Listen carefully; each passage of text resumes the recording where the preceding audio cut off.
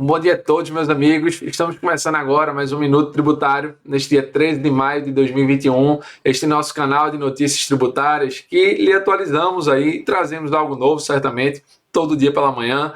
Para você que está fazendo exercício físico, para você que está eventualmente no Uber, já aviso logo que a gente já lançou o TaxCast, que é o podcast do Minuto Tributário no Spotify, tá bom? Vai lá, foi criado aí pelo meu amigo Lucas Braga, sócio da ITS. E você aí que eventualmente gosta do Instagram, está ali assistindo, tomando seu café da manhã ou fazendo qualquer outra coisa, seja muito bem-vindo também. Esse é o nosso principal canal de notícias.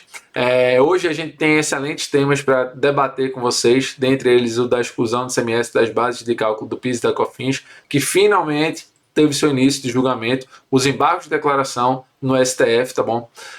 Finalmente terminou aquele caso de marcas e patentes ali, que tratava e durou bastante nessas 2 últimas semanas e iniciou esse julgamento. A chamada da notícia trata justamente do voto da ministra Carmen Lúcia, que é justamente um ponto que a gente vai trazer aqui para abordar com vocês, tá?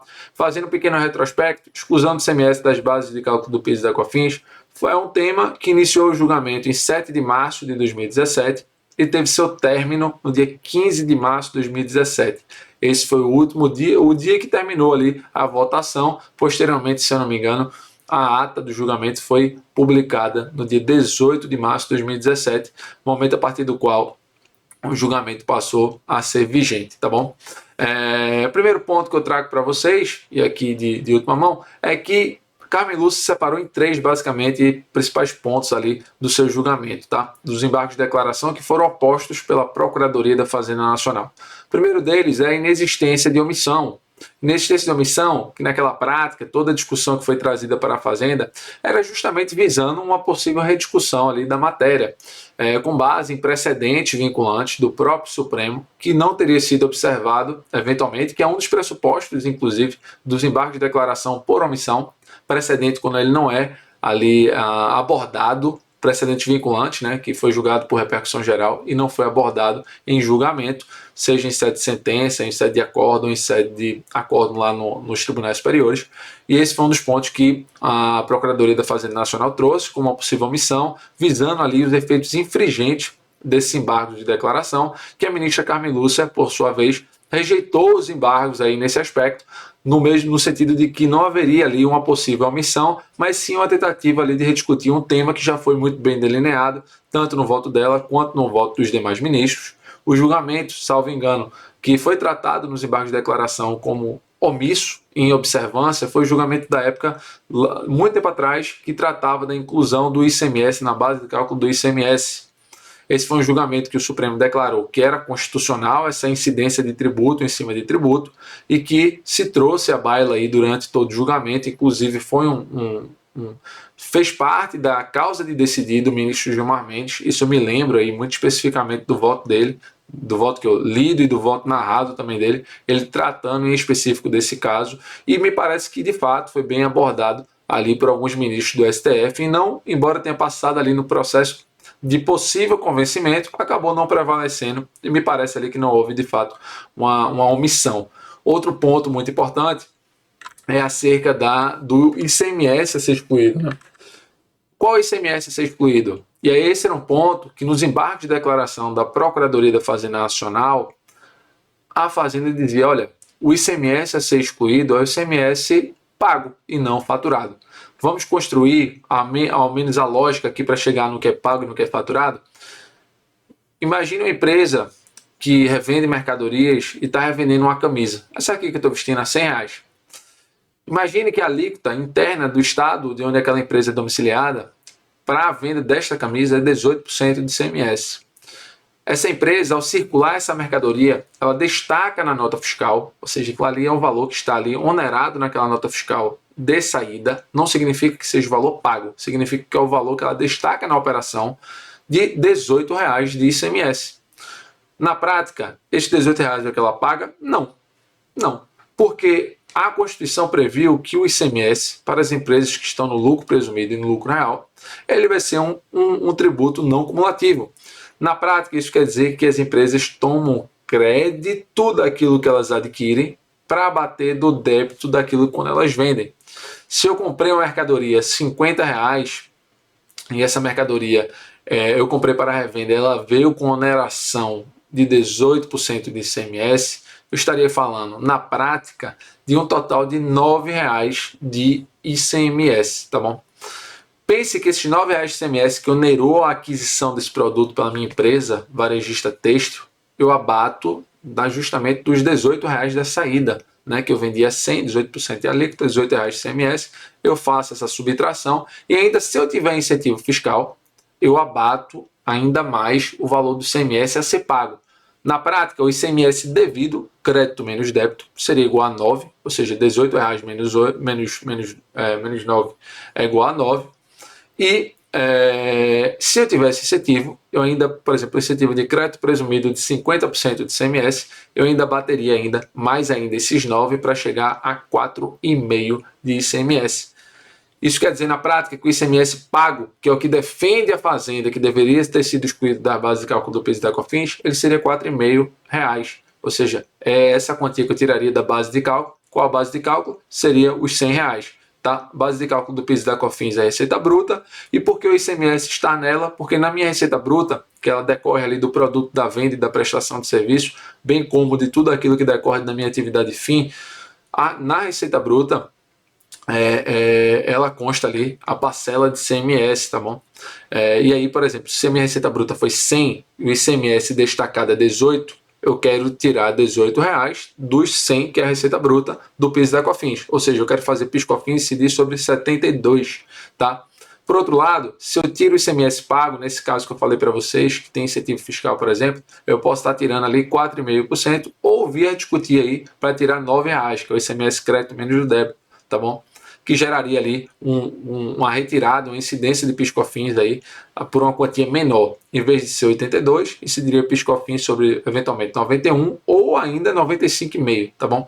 Então, ou seja, você vê que diminui bastante a tese, a depender do tipo de semestre que você exclui. Mas a ministra Carmen Lúcia, voltando ao voto, ela chegou e rechaçou aí essa discussão posta pela Fazenda, dizendo que não havia obscuridade e que o único ICMS no voto dela, que ficou muito claro, no entender dela, que poderia ser excluído das bases de cálculo do PIS e da COFINS, seria o ICMS faturado. Seria, no caso aí que eu falei, os 18%, que daria ali R$18 de ICMS, beleza? E esse é um ponto que restou meio que incontroverso no voto dela, que ficou muito claro, e um ponto que certamente esse vai ser muito debatido, assim como o ICMS faturado, eu acho que também vai ser bem, talvez seja debatido aí por alguns ministros, é o ponto da modulação dos efeitos, né? Que é justamente o que a chamada da notícia trouxe para a gente. O que é que Carmen Lúcia fez? Ela traçou uma linha temporal, pegou 2017 e disse, olha pessoal, a norma, embora a gente esteja julgando inconstitucional ela, e ela seja inconstitucional desde o nascedouro dela, ou seja, desde que ela passou a se existir, ela vai ser para este fim processual constitucional até 15 de março de 2017. E a partir de 15 de março de 2017, que foi quando o Supremo deu esse julgamento, terminou o julgamento, ela vai ser inconstitucional. Na prática, quando o Supremo ele traça essa linha temporal da inconstitucionalidade, Carmen Lúcia resguardou o direito de quem propôs a ação. Então, ou seja, embora uma norma ela foi julgada inconstitucional, mas permaneceu constitucional até 15 de março pela modulação dos efeitos de 2017, para quem propôs a ação, por exemplo, em 2010, ficou resguardado ali pela a propositura da ação, pela segurança jurídica que se espera dos nossos ministros do Supremo, para não o direito não socorre aos que dormem, né? Então você que estava acordado naquele tempo, propôs a ação judicial, levou essa discussão para o judiciário, tempestivamente, você aí certamente não será afetado pela modulação e conseguirá aí a repetição do indébito, a compensação tributária dos últimos 5 anos anteriores à propositura da sua ação. Então você que propôs, você advogado, que assim como eu, trabalhou muito até o dia 15 de março de 2017 para propor aí algumas ações tributárias, aí virou noite, todo o seu esforço valeu a pena. Por quê? Porque se a modulação assim prevalecer o entendimento da ministra Carmen Lúcia, no sentido de que é inconstitucional tudo aquilo que foi proposto até o dia 15 de março, quer dizer, é inconstitucional para quem propôs a ação, melhor reformulando o texto, significa que você que propôs a ação de última hora, para aquele contribuinte que você vendeu, aquilo ali fez sentido. Aquilo ali fez sentido e não é ali drama criado pelo advogado. Isso aí é a vida prática, isso aí é o dia a dia, tá? Eventualmente a modulação dos efeitos pode ser da data do julgamento dos embargos? Pode. Mas me parece que talvez o Supremo ele volte atrás aí e diga que é inconstitucional a partir de 15 de março de 2017.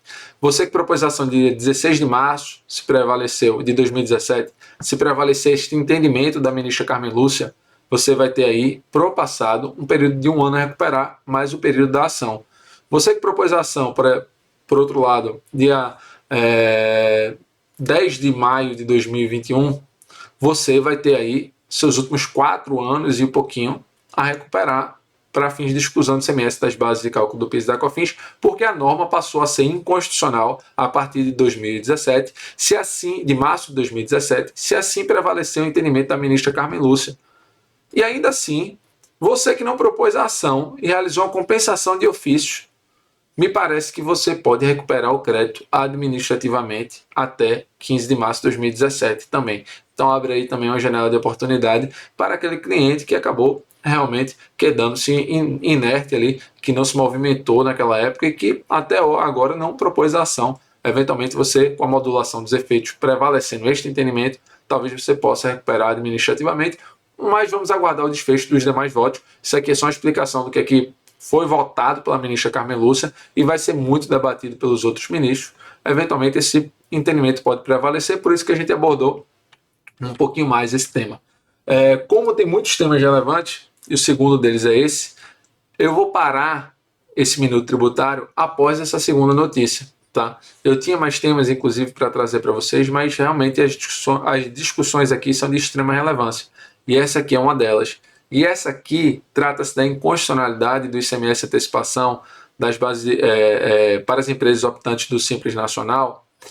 É um julgamento que iniciou em 2018, estava um placar favorável aos contribuintes em 4 votos a 1, um julgamento presencial, e foi pedido vistas pelo ministro Gilmar Mendes.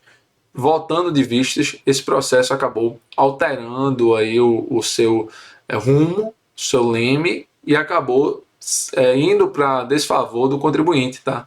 Um julgamento que estava 4 votos a 1 acabou sendo revertido para 6 votos a 5. Foi uma virada em tanto aí, neste caso concreto, no sentido da constitucionalidade do ICMS antecipação para as empresas optantes do Simples Nacional. Na prática, e aqui eu vou reformular tudo o que essa ação quer dizer, e vou fazer algumas diferenciações também. Uma empresa que opta pelo Simples Nacional, assim como qualquer outra, seja do lucro real do presumido, quando ela compra uma mercadoria para revender, naquela aquisição de uma camisa que ela comprou a R$100, que ela comprou do Estado de São Paulo, por exemplo. O Estado de São Paulo, a empresa que está vendendo essa mercadoria para revenda, com CFOP de revenda, esse Estado ele vai pagar, vai destacar na nota fiscal de ICMS dele, essa empresa, esse remetente, 7% de ICMS.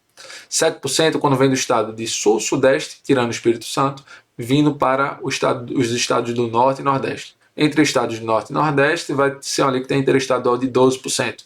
Mas imagine a situação que está vindo mercadoria de São Paulo para Pernambuco, vem com destaque essa mercadoria de 7%, e essa camisa eu comprei a R$100, comprei para revender, eu que tenho um pequeno comércio aqui, acaba vindo uma oneração de R$ 7,00 de CMS, decorrência da aplicação de 7% de alíquota interestadual, e quando chega no estado de Pernambuco, o estado de Pernambuco ele desloca o que a gente chama no direito tributário de aspecto temporal do fato gerador do CMS para o momento da entrada. Qual fato gerador do CMS? O aspecto que a gente chama material, segundo ali as doutrinas do professor Paulo Barros Carvalho, é circular a mercadoria e dentre outras materialidades que existem também. Mas o foco aqui é circular a mercadoria do exemplo. Se eu só completaria esse aspecto temporal no momento da circulação, uma lei ela veio e antecipou esse aspecto temporal para o momento da entrada do produto no meu estabelecimento. Quantia de ICMS que foi antecipada por mim, que se denomina antecipação. Por quê? Porque quando chega no estado de Pernambuco, uma quantia que era para eu pagar lá no final e pagar por homologação, eu declararia quanto eu vendi e faria ali, em regra ali, os meus cálculos de ICMS, realizaria o pagamento do DAI, que é o Documento de Arrecadação Estadual.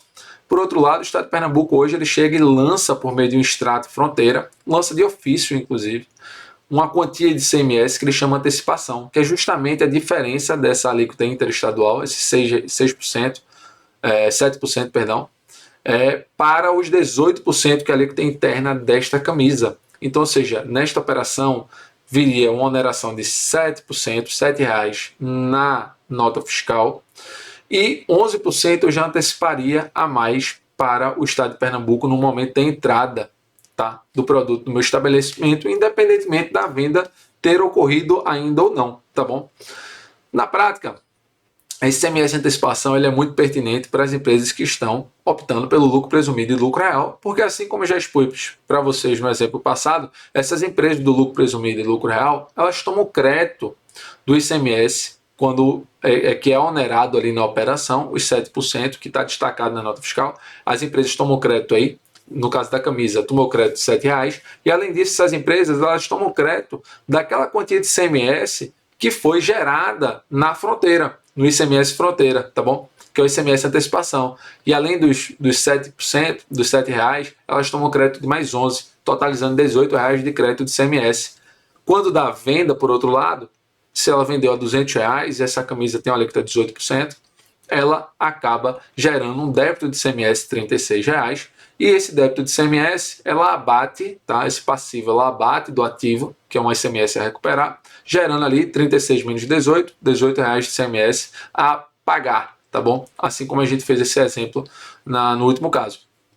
Porém, neste caso, as empresas do Simples Nacional têm uma peculiaridade. Essas empresas elas não tomam crédito e acabam tendo em vez de ter uma antecipação do tributo, uma antecipação de um fato gerador, elas acabam tendo um novo fato gerador.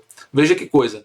Por quê? Porque se há um lançamento, se ela circula mercadoria e não consegue se creditar dessa quantia por expressa vedação legal da Lei Complementar 123, que é a lei complementar que rege as empresas do Simples Nacional, essa empresa acaba tendo uma tributação cumulativa, ou seja, aquilo ali só onera mais ainda a operação de tudo que é pago na fronteira. Ora, se chama antecipação, é antecipação porque sempre se antecipou o fluxo de caixa para os estados. O fluxo de caixa, porque essa quantia seria paga quando dá vendas, quando dá circulação de mercadoria, mas por uma alteração legislativa você antecipou o fato gerador do imposto. E isso foi que sempre os contribuintes alegaram, dizendo, olha, isso aqui é primeiro um novo fato gerador que você está impondo para mim, porque além de pagar esses R$11 aqui a título de antecipação, eu quando revendo essa mercadoria, eu vou pagar sobre os R$200 de receita bruta de venda dessa mercadoria, eu vou pagar o Simples Nacional com todos os tributos que lá estão sobre essa quantia, essa receita bruta, sem utilizar de crédito daquele ICMS que está na fronteira. E se assim se isso que eu estou falando é verdade, o que é que acontece na prática? Uma nova incidência de ICMS, isso eu não tenho dúvida. Não é apenas uma antecipação do aspecto temporal do fato gerador de ICMS, mas sim para as empresas do Simples, há ali uma instituição do tributo, há ali uma instituição de um novo tributo, tá? E de todo modo, ainda que não seja instituição, há ali uma violação ao tratamento benéfico que deveria ser tido ali as empresas do Simples Nacional, previsto na Constituição, no artigo 170, no artigo, dentre outros dispositivos constitucionais que tratam ali do favorecimento às ME e EPP. Porém, isso era o que os contribuintes alegavam. Isso era o que a gente trazia a título de fundamentação. Esse posicionamento não prevaleceu no Supremo Tribunal Federal, que, chamado pelo voto do ministro Gilmar Mendes, que quando trouxe de vistas, de fato, trouxe um voto bem consubstanciado, bem fundamentado, bem claro, inclusive, para aquelas pessoas que tendem a seguir a corrente adotada pelo ministro, e um voto que chamou, inclusive, outros votos, certamente, no voto do ministro Gilmar Mendes, ele acaba fazendo algumas distinções. Dentre elas, a primeira é de que há uma nítida e uma expressa previsão na Lei Complementar 123, no sentido de que é possível se cobrar o ICMS antecipação para as empresas optantes do Simples Nacional E somando essa previsão do artigo 13 da Lei Complementar 123 com o artigo 146 da Constituição, que diz que cabe à lei complementar regulamentar as questões de tratamento diferenciado de microempresas e empresas de pequeno porte, e também cabe à lei complementar tratar de aspectos do fato gerador de tributo. Diante disso tudo, ele julgou que aquela norma do Estado do Rio Grande do Sul, ela era constitucional porque ela tinha respaldo em lei complementar, que é a Lei Complementar 123, e além disso tinha respaldo na Constituição, no seu artigo 146 da Constituição. Essa é uma primeira linha, uma linha que foi seguida por alguns ministros. A segunda linha era quanto ao artigo 150, parágrafo 7º da Constituição. O artigo 150, pessoal, parágrafo 7º, é o artigo que dá substrato à substituição tributária do ICMS. O grande foco da substituição tributária, diferentemente do ICMS antecipação, também é antecipar o fluxo de caixa, mas além disso é você facilitar a fiscalização para as demais elos da cadeia, porque você traz e atrai a incidência do tributo por responsabilização para uma indústria ou uma importadora que recolhe o seu ICMS próprio, e além do seu ICMS próprio, ela recolhe o ICMS para o restante da cadeia do varejo, do atacado e etc e tal. E essa ICMS substituição tributária, você acaba desonerando o restante da operação. Veja que há uma pequena diferença entre a substituição tributária, que é só trazendo um contraponto, para a própria lógica da antecipação, né? Porque o ICMS substituição tributária você não se acredita, você está antecipando perante os terceiros, e nesse caso a grande maioria das empresas do Simples que se aplicam nessa tese são empresas que compram mercadoria para revenda e que ela é o último elo da cadeia, não recolhe por substituição tributária para ninguém, diga-se de passagem, que vem posterior a ela, e ela apenas realmente cumula aquele ICMS que consta ali na sua fronteira, com o ICMS que já é pago no Simples Nacional. Aqui é só um contraponto para vocês verem que a tese realmente existe um debate muito forte. E o ponto forte do ministro Gilmar, quando ele trouxe esse dispositivo legal, foi dizendo, olha, se lei regulamentou a possibilidade de antecipar o fato gerador nas hipóteses de substituição, essa mesma lei pode ter feito no caso do ICMS antecipação. E juntando todos os demais aspectos, dentre eles a impossibilidade de creditamento das empresas, com base no próprio artigo 13, se eu não me engano, da Lei Complementar 123, juntando tudo isso, essa norma e essa cobrança é constitucional. E esse foi o voto que prevaleceu, findou 6-5, o ministro Fux aí acabou seguindo o ministro Gilmar e seguindo aí essa tese aí que prevaleceu, que não viola a Constituição, lei estadual que em operações interestaduais realizadas por empresas optantes do Simples, antecipa a incidência do ICMS devido na operação subsequente, tá bom? Na prática, já falei, eu não entendo que é uma antecipação, entendo que é um novo fato gerador, e só poderia se falar em antecipação para as empresas do presumido do real, que tomam crédito, mas prevaleceu esse entendimento, a gente tem que saber lidar com ele. Para quem advoga nessa tese, existem outras discussões que podem ser levadas em consideração, dentre elas uma que foi julgada em setembro do ano passado, que é acerca da inconstitucionalidade pela violação da legalidade tributária quando da instituição da cobrança do fronteira, do ICMS antecipação, para as empresas do Simples Nacional. Tá? Assim, são normas, geralmente, leis em branco, que diz, olha, decreto irá decidir quando irá regulamentar quando poderá ocorrer a antecipação do tributo. Aí a lei diz isso, e aí chega um decreto e diz, as empresas do Simples Nacional ficarão suscetíveis ao recolhimento do ICMS antecipação. Nesse tipo de caso, ainda caberá ali, certamente, discussão bastante ali sobre a cobrança do fronteira para as empresas do Simples, mas tenha certeza absoluta que quem advoga nessa área perdeu aí uma grande guerra, uma grande batalha, perdão. Talvez não perdeu a guerra, mas perdeu uma grande batalha, porque o ponto mais forte da tese era, sem sombra de dúvidas, esse que foi tratado no Supremo e que acabou não prevalecendo. Só faço também uma observação aqui de que essa situação é completamente diferente do DIFAL, tá? O DIFAL foi julgado inconstitucional, em março deste ano, se eu não me engano, ou em fevereiro.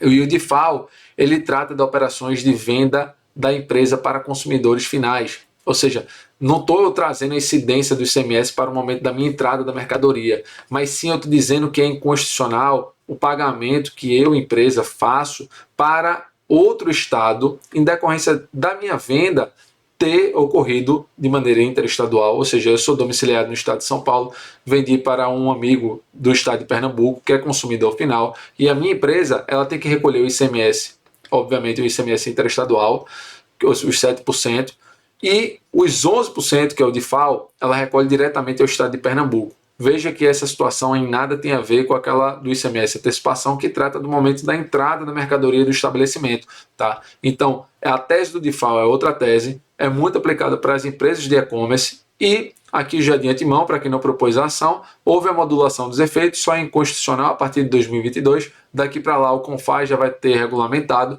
e os estados já vão ter certamente aderidos. Então, eu não vejo muito uma janela de oportunidade no DIFAL, embora saiba que algumas associações, sindicatos acabaram propondo essa ação no passado e que algumas empresas que são e-commerce ou qualquer coisa do tipo podem se beneficiar ainda da questão do DIFAL, mas que nada tem a ver com essa aqui que a gente realmente acabou. A gente, quando me coloco, é porque sou advogado privado, embora também entenda bastante todos os fundamentos dos ministros da Procuradoria do Estado, etc. e tal, mas eu tenho que me enquadrar como advogado. A gente acabou perdendo realmente uma determinada batalha, faz parte, é o direito tem disso, e vamos em frente, né? O que eu tinha para trazer para vocês era um pouquinho mais do que isso ainda, mas eu vou parar por aqui, já são 26 minutos de gravação, e vamos em frente, pessoal. Uma boa tarde de quinta para vocês, tudo de bom. Vamos torcer aí para que tenha um bom debate nesse julgamento da exclusão do CMS e que possa ter o desfecho, eventualmente você que é procurador da Fazenda, ou você que eventualmente pode ser juiz, ou você que é advogado que está assistindo, possa ter o desfecho aí de um bom debate para todos nós, que isso sempre engrandece ao final das contas, independentemente do resultado. Me parece que aconteceu bastante isso no DIFAL, nessa tese do ICMS antecipação, e também aconteceu no DIFAL, tá bom? Forte abraço a todos, tudo de bom, vamos em frente.